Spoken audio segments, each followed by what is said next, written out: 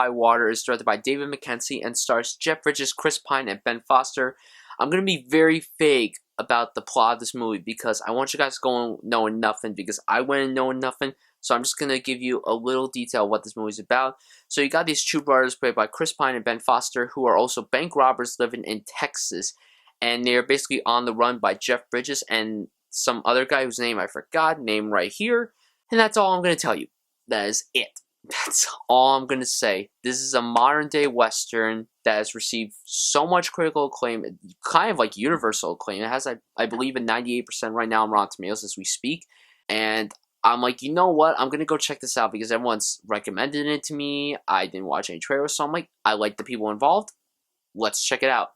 I love this movie. It's one of the best films of the year, and it's one of the best indies of the year thus far. So let's start with the positives. The writing is great. The dialogue is strong, superb, all that stuff. It's written by Taylor Sheridan, who wrote the script for Sicario, and that was a great script, and this is another great script. The characters are so well developed. You care about all of them, even though pretty much all of them are unlikable, particularly Ben Foster's character, but you still care about them, and you want to make sure that they're going to end up okay. Like, you don't want any of them to die, you don't want anything bad to happen to them, but at the same time, you're like, you should not be alive anymore, so bye. The acting from everybody is super, super strong. Jeff Bridges is playing the same character he always plays with the talking like this. Like, the guy needs to start speaking in a different way in movies. But he killed it as the Texas Ranger. He's racist, he's funny, he's smart. His character is really interesting, and you feel for him even though he is a racist guy. But most of the comedy from this movie does come from him, so I will say that.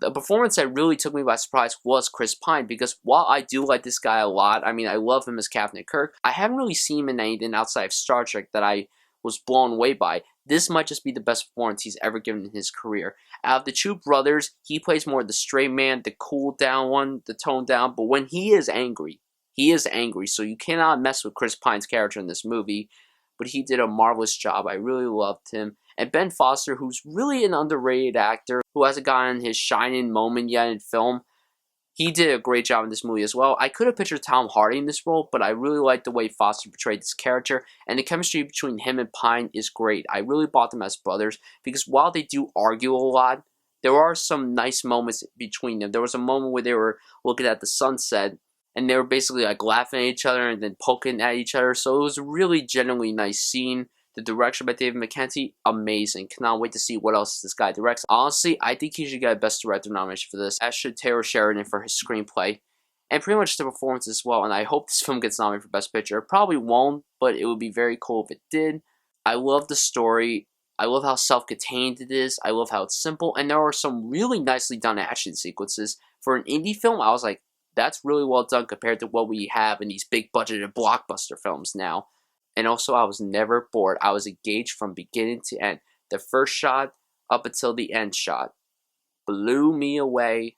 Love it, love it, love it. Now, my only flaw was that in the second act, it just got a little slow for about 10 minutes. About that time, it was so unpredictable. I was glued. Hell or High Water is a film that everybody needs to check out. I know I may not have much to say, but I feel like everyone on the internet has said everything they need to say about this movie. Go support it. The acting is fantastic. The writing is superb. The direction is energetic. The cinematography is beautiful. Also, the music in this movie, I love the choices of music in this film, both the soundtrack and the score itself. Great, great film. It's probably this year's Sicario, although it's less intense than Sicario. But honestly, the more I think about it, I'm like, I don't know. Because the last half hour of this movie is really, really, really terrifying. Not like horror terrifying, but just like, why? So I'm going to give Hell or High Water a solid A. Guys, tell me what you thought of this movie. If you saw it, what's your favorite indie film of the year so far? Mine is Saint Street, which is also my favorite film of the year so far. Thank you so much for watching. Please go support this film. Check it out. If it's not playing near you, then just wait. Just wait for it to come near you. Or travel as far as you have to go see this movie. Thank you so much for watching my review, and I'll see you guys soon.